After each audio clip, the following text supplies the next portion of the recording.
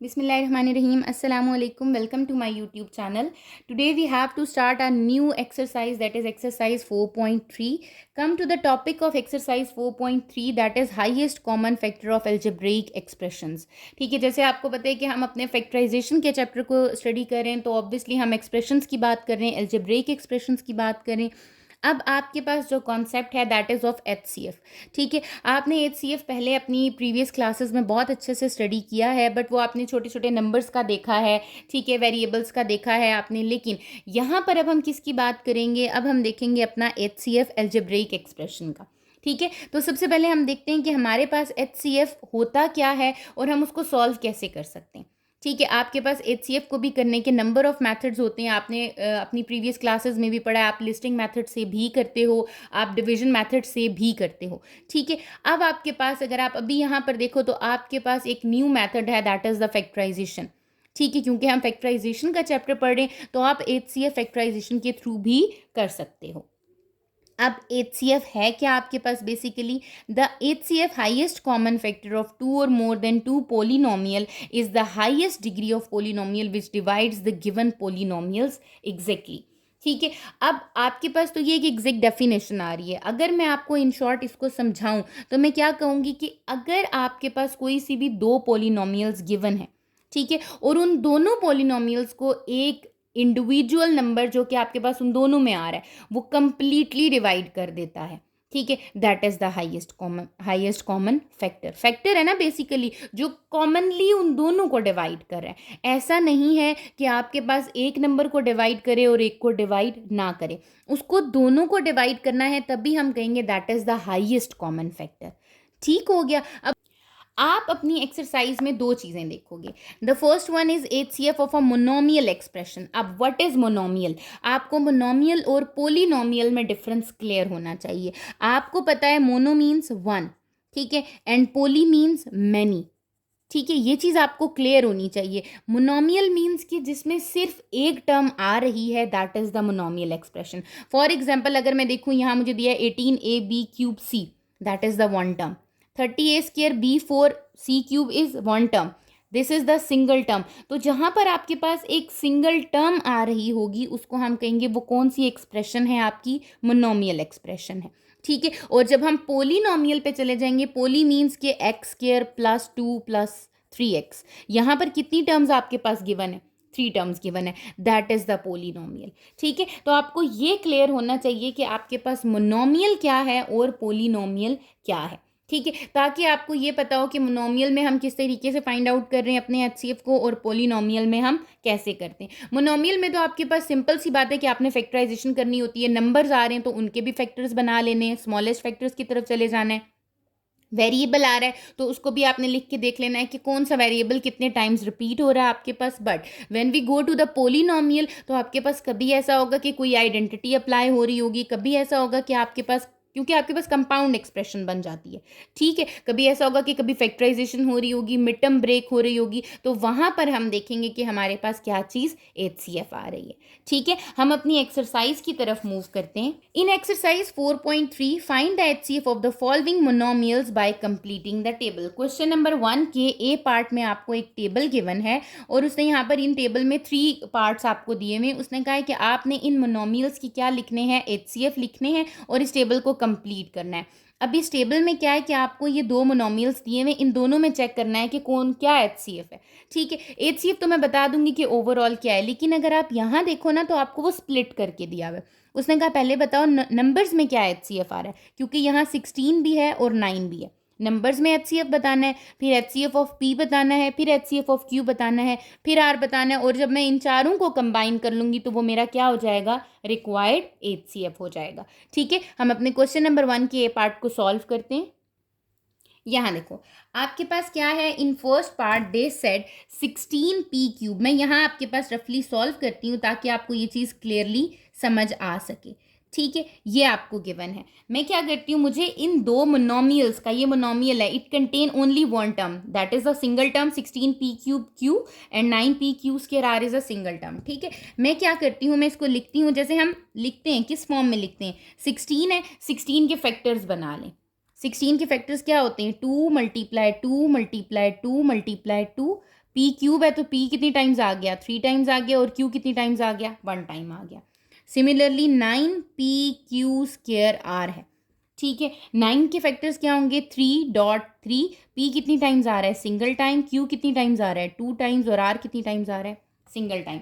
Highest common factor का मतलब है जो दोनों में कॉमन हो, ठीक है। अब क्या 2 कॉमन है, नहीं। क्या आपके पास 3 कॉमन है, नहीं। इट मीन्स के यहाँ पर कोई भी नंबर कॉमन नहीं है, मुझे यहाँ कुछ भी HCF नहीं मिल रहा नंबर में। ऐसे ही है ना, पी पे देखो, आपके पास एक सिंगल पी आ रहा है और एक सिंगल क्यू आ रहा है आपके पास।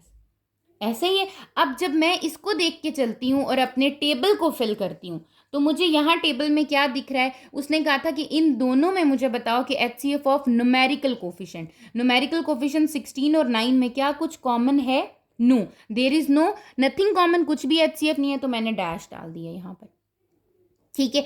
HCF ऑफ पी में क्या HCF आ रहा है, सिर्फ एक पी ऐसा है जो दोनों में रिपीट हो रहा है, तो मैंने कहा एक सिंगल पी आ रहा है आपके पास, ठीक है। क्यू में आपके पास कितने क्यू हैं, सिर्फ एक सिंगल क्यू है।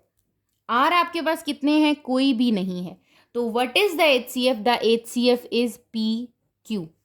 इसका रिक्वायर्ड HCF क्या हो जाएगा आपका, पी क्यू हो जाएगा, ठीक है। तो ये आपको एक टेबल दिया हुआ है, एक टेबल मेथड आपके पास आसान भी हो जाता है कि आपको पता चल जाता है अच्छा इसमें नंबर्स में ये HCF है, आपके पास जो जो वेरिएबल्स दिए उनमें ये HCF है, सबको कंबाइन करके हम यहाँ क्या कर देते हैं, लिख देते हैं, ठीक है। इसी तरह अगर मैं इसका सेकेंड पार्ट देखूँ, सेकेंड पार्ट में पहले है 10p³ q² r। 10 क्या होता है, 2 मल्टीप्लाई बाय 5। पी क्यूब है तो पी 3 टाइम्स आ गया, क्यू 2 टाइम्स आ गया, और आर आ गया आपके पास, ठीक है। नेक्स्ट आपका नंबर है 5p² r। 5p² means p 2 times आ गया, q आ गया, और साथ में क्या आ गया, r आ गया। फिर है 15p² r²। फैक्टर्स किया हमने, 3 मल्टीप्लाई बाय 5, p 2 टाइम्स आ गया, q आ गया, और r भी कितनी टाइम्स आ गया, 2 टाइम्स आ गया। अब जरा कॉमन पोर्शन देखें। सबसे पहले कॉमन पोर्शन किसका देखना है, नंबर्स का। नंबर में देखूं तो मेरे पास 5 जो है वो तीनों टर्म्स में कॉमन आना चाहिए। जितनी नंबर ऑफ टर्म्स होंगी उन्हीं में कॉमन आना चाहिए। ऐसा नहीं कि 2 में कॉमन है तो वो HCF हो जाएगा, नो, तीनों टर्म्स में कॉमन आना कंपलसरी है। तो 5 आपके पास नंबर में आ गया, तो मैंने यहाँ क्या लिख दिया, 5 मेरे पास नंबर्स में आ रहा है। पी में देखें, यहाँ पर भी 2 पी आ रहे हैं, यहाँ पर भी 2 पी आ रहे हैं, और यहाँ पर भी कितने पी आ रहे हैं, 2। इसका मतलब ये जो 2 पी आ रहे हैं आपके पास, ये सब में क्या है, कॉमन है। It means p²। ऐसा ही है। क्यू देखें, यहाँ पर भी एक क्यू आ रहा है, यहाँ पर भी एक क्यू आ रहा है, यहाँ पर भी एक क्यू आ रहा है। It means a single q is also HCF, ठीक है। And a single r is also a HCF। तो यहाँ पर क्या आ गया, r. It means the highest common factor of these 3 monomials are 5p² QR। ठीक हो गया। इसी तरह इसका जो है वो आपका लास्ट पार्ट है, जिसमें आपको क्या मेंशन है, सबसे पहले आप क्या देखते हो, आपके पास है थर्ड पार्ट में 14 p⁴ q r⁴। नेक्स्ट क्या है आपके पास 28 p³ q r², ठीक है। फिर क्या है आपके पास 7 p² q r²। फिर क्या है 21 p² q² r⁴। आप अपनी टर्म्स को लिखो ज़रा, आप उसको फैक्टर्स की फॉर्म में लिखो। 14 है, 14 कैसे आ जाएगा, 2 मल्टीप्लाई 7। पी की पावर कितनी आ रही है, 4, तो p 1 2 3 4, q आपके पास सिंगल आ गया, और r भी कितनी टाइम्स आ गया, 4 टाइम्स आ गया, ठीक है। 28 है, 28 के फैक्टर्स बना लो आपके पास। 2 1 2 2 4 8 2 7 14 7 1 7। इट मीन्स 2 मल्टीप्लाई 2 मल्टीप्लाई 7, ठीक है। P कितनी टाइम्स आ रहा है, 3 टाइम्स आ रहा है, आपने 3 टाइम्स लिख दिया। Q कितनी टाइम्स है, सिंगल है आपके पास, R 2 टाइम्स आ गया। फिर आपके पास है 7, P कितनी टाइम्स आ रहा है, 2 टाइम्स आ रहा है। फिर है आपके पास Q, R कितनी टाइम्स है, 2 टाइम्स है। 21 3 मल्टीप्लाई बाय 7, P कितनी टाइम्स आ रहा है, 2 टाइम्स आ रहा है। Q कितनी टाइम्स आ रहा है, 2 टाइम्स आ रहा है। R कितनी टाइम्स आ रहा है, 4 टाइम्स आ रहा है, ठीक है। हाईएस्ट कॉमन फैक्टर की बात करी हूँ तो 4 टर्म्स आ रही हैं, 4 मोनोमियल्स आ रहे हैं, तो 4 में कॉमन होना चाहिए। 2 यहाँ 2 में तो कॉमन है बट इनमें नहीं है, it means 2 is not the HCF। 7 को देखें, 7 is common in all these 4 terms, चारों में रिपीट हो रहा है। तो इट मीन्स कि मेरे पास नंबर में बात करूं तो नंबर में मेरा HCF क्या आ रहा है, इसका 7 आ रहा है। ठीक हो गया। इसी तरह पी में देखो, एक पी आया आपके पास, मैं यहाँ मार्कर से इसको आइडेंटिफाई करती हूँ। सिंगल पी, यहाँ पर भी पी आ रहा है, यहाँ पर भी पी आ रहा है, यहाँ पर भी पी आ रहा है। ओके, एक हो गया। यहाँ पर भी पी आ रहा है, यहाँ पर भी पी आ रहा है, यहाँ पर भी पी आ रहा है और यहाँ पर भी पी आ गया। दो पी आ गए, मतलब दो पी ऐसे हैं जो सब में रिपीट हो रहे हैं आपके पास। थर्ड पी देखो, यहाँ पी आ रहा है, यहाँ पर भी पी आ रहा है, लेकिन थर्ड वाली टर्म में मेरे पास पी नहीं आ रहा। It means that is not the HCF। तो कितने पी आपके पास HCF में आ रहे हैं? 2p आपके पास किस में आ रहे हैं? HCF में आ रहे हैं। तो इसका मतलब p square is the HCF of p in these 4 terms. इसी तरह q को देखा, सिंगल q आ रहा है, सिंगल q आ रहा है, सिंगल q आ रहा है, सिंगल q आ रहा है। इट मीन्स कि एक ही q है जो सब में रिपीट हो रहा है, सिर्फ एक टर्म ऐसी है जिसमें 2 q आ रहे हैं। ठीक है। और r देखा तो मेरे पास r स्क्वायर सब में आ रहा है। ऐसे ही है ना, मिनिमम पावर जो होती है ना, मिनिमम, वो आपके पास आ रही होती है r स्क्वायर। ठीक है, ये कितना बन जाएगा? 7p square QR square. अब ये तो मैंने आपको इस तरह ओपनली करके बता दिया कि आपके पास इस तरीके से आप कर सकते हो। दूसरी बात क्या है, जैसे मैंने अभी आपको एक वर्ड बोला मिनिमम पावर, जो इन सब में मिनिमम पावर सेम है। जैसे अगर आप यहाँ देखो, आपके पास यहाँ मिनिमम पावर क्या थी? R square. R स्क्वायर इसमें भी आ रही है, इसमें भी आ रही है, इसमें भी आ रही है। It means that minimum power is the HCF। Q Q Q Q square, Q is the minimum power, so Q is the HCF। P की पावर 4, P की पावर Q, P का स्क्वायर और P का square, तो P का square is the minimum power, तो that is the HCF of P। तो जो मिनिमम पावर आपके पास सब में आ रही होती है ना, that is the HCF of that variable, that number, या जो भी आपके पास मोनोमियल गिवन होता है। ठीक हो गया। क्वेश्चन नंबर 1 के बी पार्ट पे चलते हैं। वो कहते हैं if all common factors with least power of 3 unknown polynomials are 2 square 3 p q and p plus q square, q का whole square, then what would be their HCF। तो अभी मैंने आपको क्या चीज़ बताई है? अभी मैंने आपको कहा है कि मिनिमल जो आपके पास होती है, मतलब आपके पास लीस्ट पावर, ठीक है, वो क्या होती है? आपका HCF होता है। उसने कहा आपके पास मिनिमम जो वैल्यूज गिवन थी मिनिमम पावर्स के साथ, वो क्या क्या गिवन थी? वो गिवन थी आपको एक 2 का स्क्वायर, साथ में क्या गिवन थी? 3, और क्या गिवन थी आपको? पी क्यू, साथ में क्या गिवन थी? एंड पी प्लस क्यू का होल स्क्वायर। ये सारी थी। तो ऑब्वियसली HCF क्या होगा? HCF इन सारी मिनिमम पावर्स का क्या होता है? मल्टीपल हो जाता है। 2 का square is multiplying with 3 multiply p q multiply p plus q का होल स्क्वायर, दैट इज 4 का स्क्वायर इज 2 का square is 4 into 3 multiply p q multiply p plus q का whole square, which is 12p q p plus q का whole square. This is the HCF of this b part. ठीक है, जब आपको ये कह दिया कि आपके पास एक कॉमन फैक्टर्स आपको लीस्ट पावर में ये दिए हैं, लीस्ट पावर में जब कॉमन फैक्टर्स ये मेरे क्या हैं? कॉमन फैक्टर्स हैं विद द लीस्ट पावर। जब मेरे ये कॉमन फैक्टर्स हैं तो ऑब्वियसली आपके पास यही क्या होंगे? ये नंबर्स में आपके पास हो गए। ये वेरिएबल पी क्यू में हो गया और ये पी प्लस क्यू में हो गया। जैसे हमने अपना फर्स्ट क्वेश्चन किया है उसमें हमने टेबल में देखा ना, नंबर भी देखा, वेरिएबल भी देखा, पी भी देखा, क्यू भी देखा, और फिर लास्ट में आपने क्या कहा? That required HCF is multiple of these all terms. ठीक है, इसी तरह उसने कहा ये कॉमन फैक्टर थे। जब ये आपके पास कॉमन फैक्टर थे तो मैंने क्या किया? उन सारे कॉमन फैक्टर की मिनिमम वैल्यूज को, मिनिमम पावर्स को क्या कर दिया? मल्टीप्लाई किया। That is the required HCF। ठीक हो गया। इसी तरह जब हम इसके सी पार्ट की तरफ मूव करते हैं तो आपके सी पार्ट में क्या गिवन है?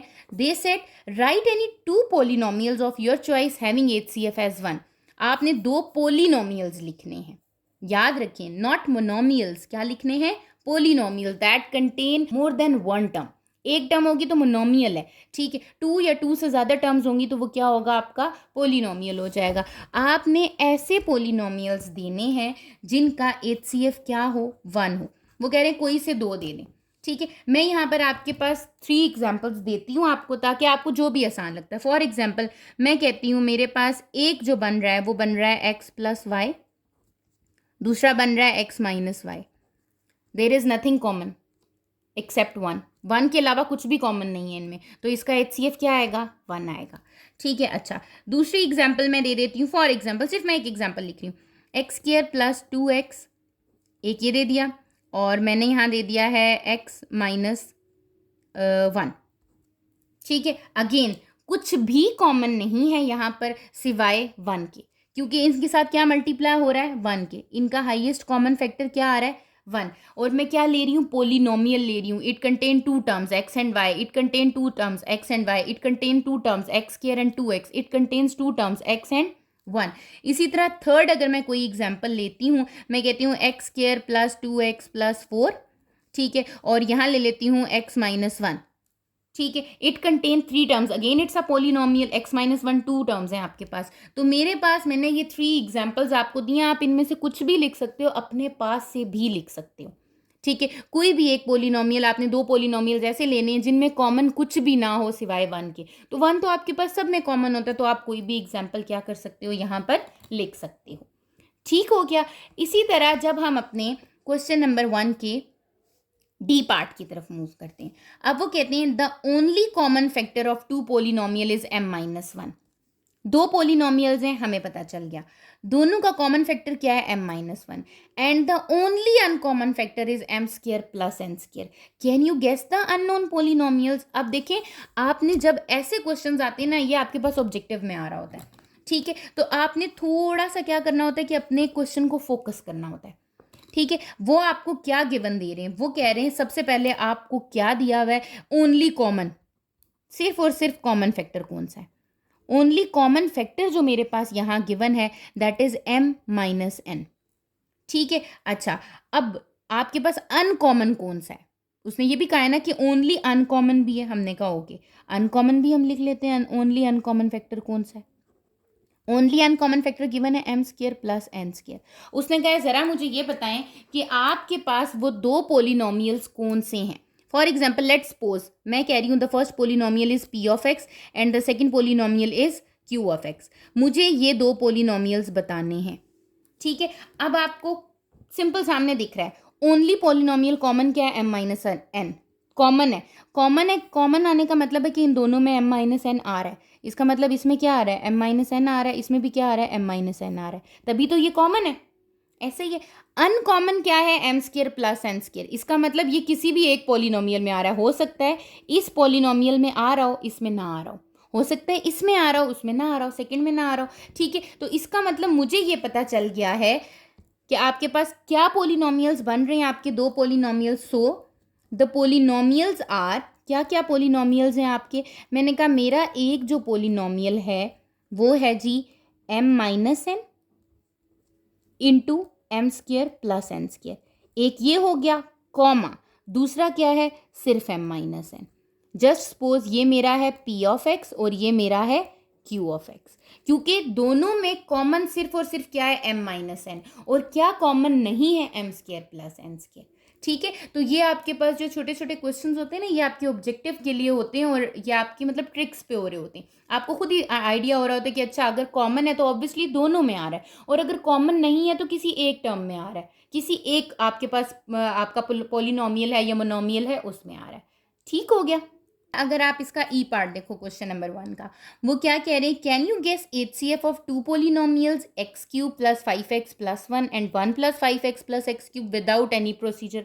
हमें कुछ भी प्रोसीजर करने की ज़रूरत ही नहीं है, क्यों, क्योंकि ये तो दोनों टर्म्स क्या हैं आपकी सेम है। तो what is the HCF of this polynomial, again that terms that polynomial x cube plus 5x plus 1। तो आपका ई पार्ट में उसने कहा can you guess HCF of 2 polynomial, yes we can guess, easily हम guess कर सकते हैं, क्यों, both the terms are same, दोनों टर्म्स क्या है आपकी सेम है। तो आप इसको क्लियरली क्या कर दोगे, आप कहोगे कि आपके पास क्या है इसका आंसर, आप कहोगे यस, हम इसको गेस कर सकते हैं ना। हम क्यों गेस कर सकते हैं, yes because both the terms are, both the polynomials are, 2 polynomials दिए हुए वो क्या है सेम है, both the polynomials are same. जब दोनों पोलिनोमियल्स क्या हैं आपके सेम हैं, इक्वल हैं, सो आपका जो HCF है वो आपके पोलिनोमियल के इक्वल ही आ जाएगा, that is x cube plus 5x plus 1। ठीक हो गया। तो ये आपका क्वेश्चन नंबर 1 यहाँ पर कंप्लीट हो जाता है। अब हम अपने नेक्स्ट क्वेश्चंस की तरफ मूव करते हैं। They said find the HCF of the following by factorization. Question number 1 में तो आपने देख लिया, ये आपका ऑब्जेक्टिव पॉइंट ऑफ व्यू से आ सकता है, आपके एमसीक्यूज में आ सकता है, मे भी हो सकता है आपके शॉर्ट क्वेश्चन में आ जाए। ठीक है, यहाँ पर आपके पास दिया हुआ है कि आपने एचसीएफ फाइंड करना है बाय द फैक्टराइजेशन। अब हम देखेंगे कि ये हमारे पास पोलिनोमियल्स हैं और पोलिनोमियल्स को हम अपने फैक्टराइजेशन के थ्रू कैसे हम अपना एचसीएफ फाइंड आउट कर रहे होते हैं। ठीक हो गया। तो क्वेश्चन नंबर 2, जो कि आपके पास क्या गिवन है, the first polynomial is x plus y का square, comma the second is x square minus y square. ठीक है, अब जब आप इसका सोल्यूशन करोगे तो आप क्या करो कि आप अपने लिए इजी है कि आप अपनी हर टर्म को, हर पोलिनोमियल के फैक्टर्स को लिख लो।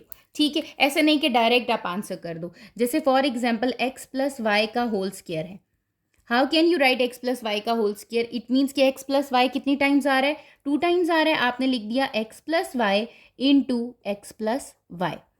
ठीक है, what is the next term?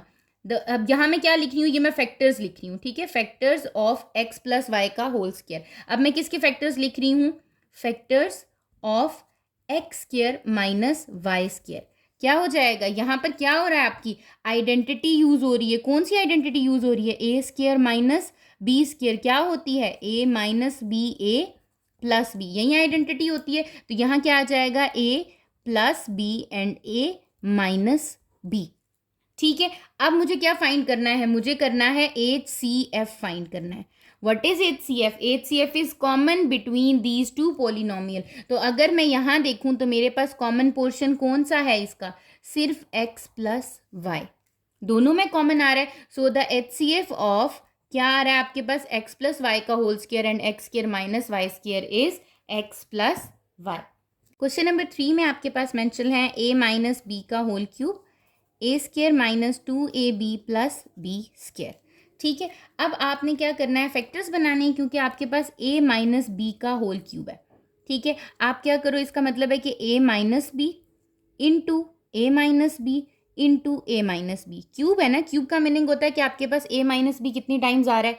3 times आ रहा है। अच्छा, सिमिलरली अगर आप यहाँ पर देखो तो आपके पास क्या हो जाएगा? ये हो जाएगा आपके पास ए माइनस बी आपके पास आ गया। अब यहाँ पर आपके पास क्या हो रहा है? सेकेंड टर्म कौन सी है?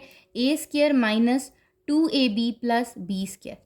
इसके फैक्टर्स देखो तो आपको पता है ये क्या है? Mid term break. ये आपके पास क्या है? आइडेंटिटी है। किसकी आइडेंटिटी है? ए माइनस बी के होल स्क्वायर की। यहाँ पर आ गया ए माइनस बी का होल स्क्वायर। क्या मीनिंग होता है ए माइनस बी का होल स्क्वायर का? कि ए minus b into a minus B.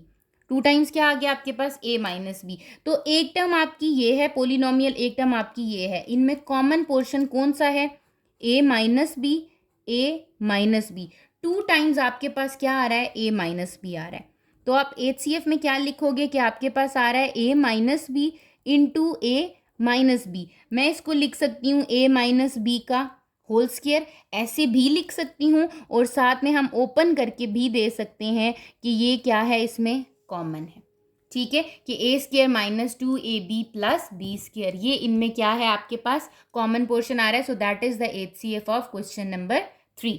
आपका जो इसका क्वेश्चन नंबर 4 है, अगर हम उसकी तरफ चलें तो they said a cube b minus a b cube, comma a5b square minus a square b5।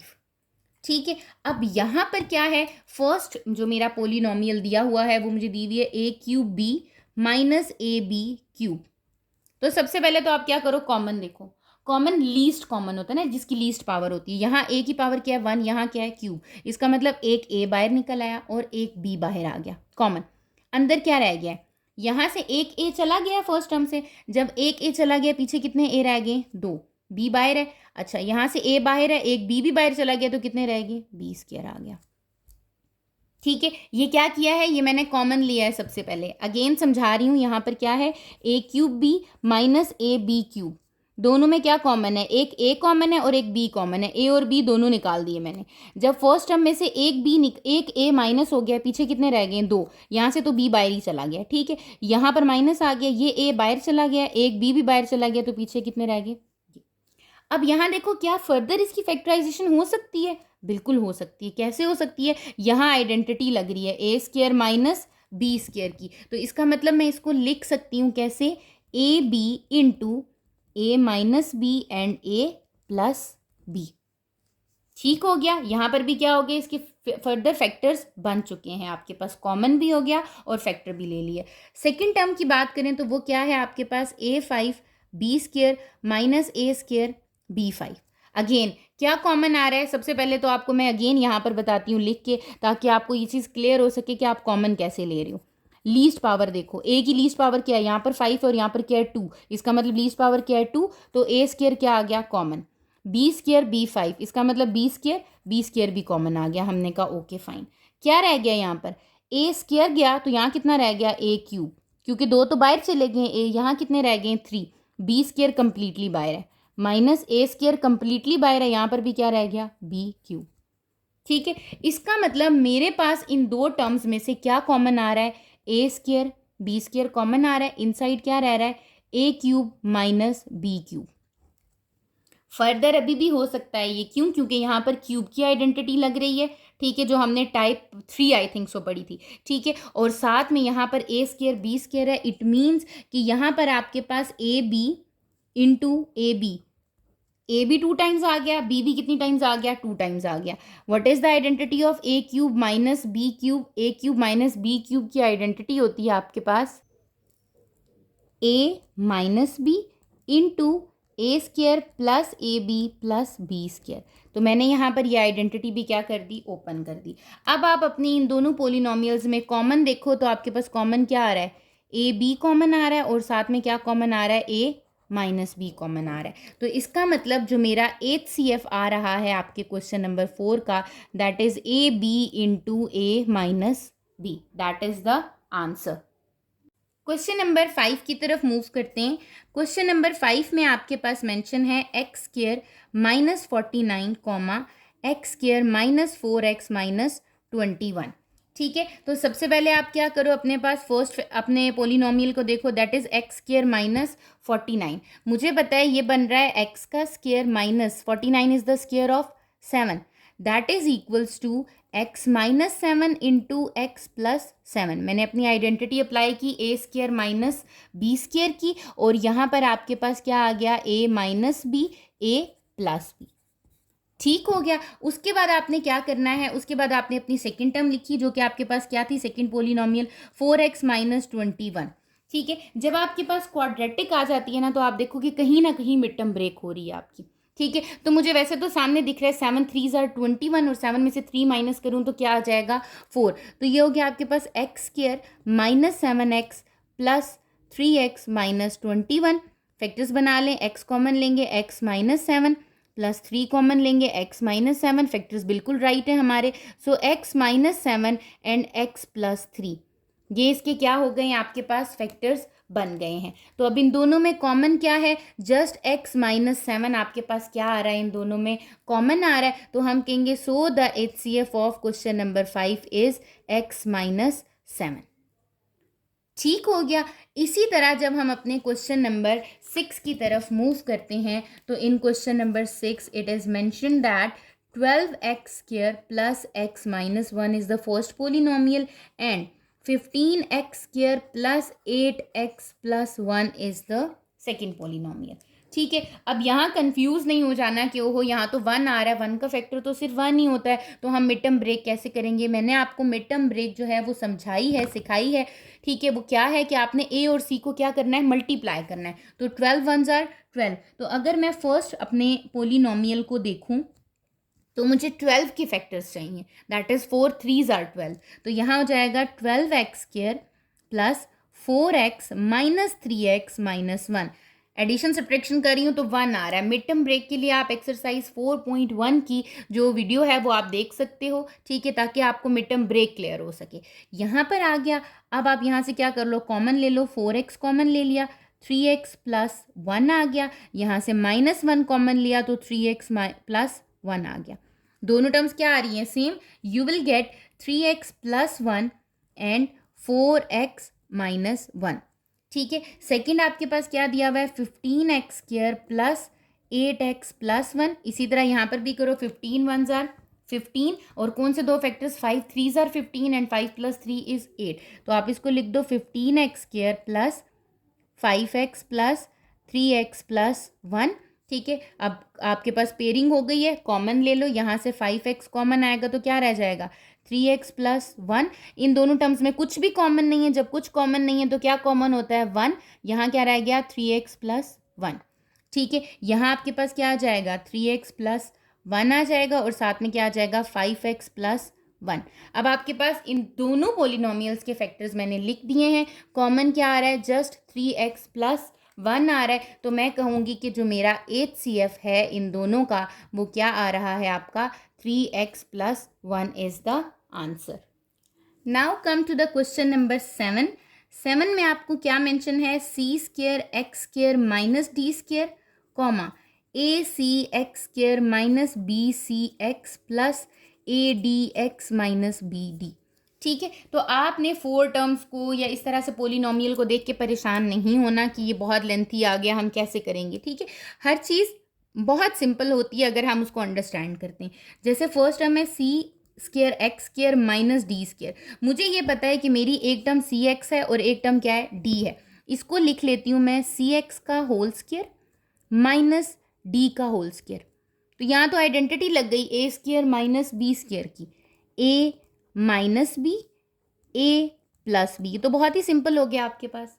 ठीक है, सेकंड क्या है, सेकंड दिया है a c x square minus b c x plus a d x minus b d, यही given है।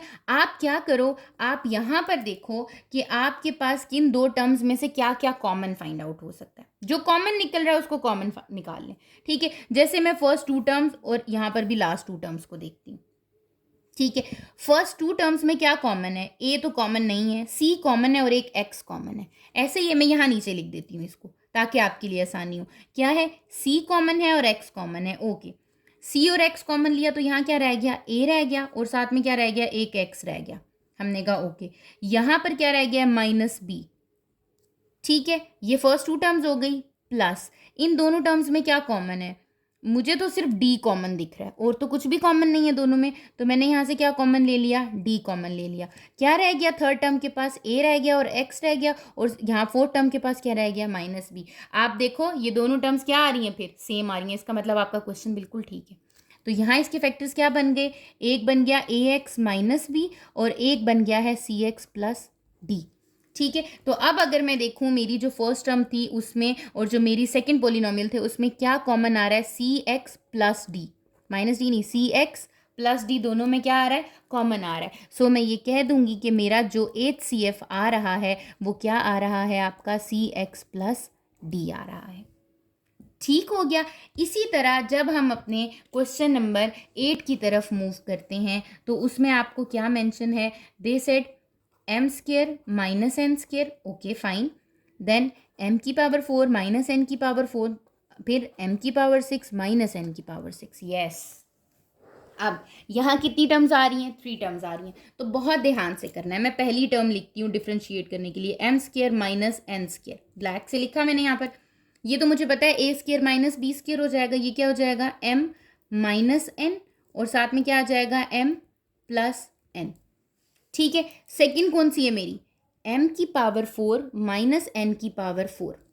ठीक है, तो सबसे पहले तो मुझे इसको स्प्लिट करना पड़ेगा स्क्वेयर में, दैट इज m स्क्वेयर का स्क्वेयर माइनस n स्क्वेयर का स्क्वेयर। यहाँ एक बार पहले क्या होगी, आइडेंटिटी अप्लाई होगी, a square minus b square is equals to a minus b a plus b. एक बार यहाँ आइडेंटिटी अप्लाई होगी, जब एक बार आइडेंटिटी अप्लाई की तो ये मेरी ए की वैल्यू है, ये मेरी बी की वैल्यू है, मतलब m square minus n square और m square plus n square. ठीक है, अभी मैंने देखा ये तो फर्दर स्प्लिट नहीं हो सकता, बट ये फर्दर स्प्लिट हो सकता है। यहाँ पर अगेन आइडेंटिटी अप्लाई हो सकती है, कौन सी, ए minus b a plus B की, वो क्या हो जाएगी आपकी एम माइनस एन, फिर क्या हो जाएगा एम प्लस एन और ये एज इट इज आपके पास आ जाएगा m square plus n square. ठीक है, इससे ज़्यादा फर्दर इसकी सिंप्लीफिकेशन नहीं हो सकती। लास्ट हमारा पोलिनोमियल क्या है, m की पावर 6 माइनस n की पावर 6। सेम उसी मेथड से सबसे पहले मैं किस में जाऊंगी, स्क्वायर में जाऊंगी। ठीक है, स्क्वायर में जाने के लिए मैं क्या करती हूँ, मैं कहती हूँ मेरे पास है m क्यूब का स्क्वायर माइनस n क्यूब का स्क्वायर। ठीक है, a square minus B square में कर रही हूँ ना मैं। अब यहाँ पर आपकी आइडेंटिटी अप्लाई होगी कौन सी, ए स्क्र माइनस बी स्क्र की। वो क्या होती है, a minus b, a plus B. Apply कर देते हैं, क्या हो जाएगी यहाँ पर, यहाँ हो जाएगा m cube minus n cube, क्या आ जाएगा m cube plus n cube. ठीक हो गया, ये दो आइडेंटिटीज हो गई। अब आपको पता है कि आपने इनकी आइडेंटिटीज पढ़ी है ना आपने, ए क्यूब माइनस बी क्यूब भी पढ़ा है और ए क्यूब प्लस बी क्यूब भी पढ़ा है। तो आप यहाँ पर क्या करोगे, उनकी आइडेंटिटीज को अप्लाई कर दोगे, इसकी आइडेंटिटी लिखोगे और इसकी आइडेंटिटी लिख दोगे। वो क्या है आपके पास, m cube minus n cube क्या होगा, a minus b a square plus a b plus b square. इसके लिए क्या हो जाएगा, a plus b a square minus a b plus b square. ठीक है, इट मीन्स जो मेरी टर्म्स बन रही हैं वो बन रही है, मैं अरेंज करके कुछ इस तरह से लिख देती हूँ, m minus n, m plus n, और साथ में क्या बन रही है, m square plus m n plus n square, और m square minus m n plus n square.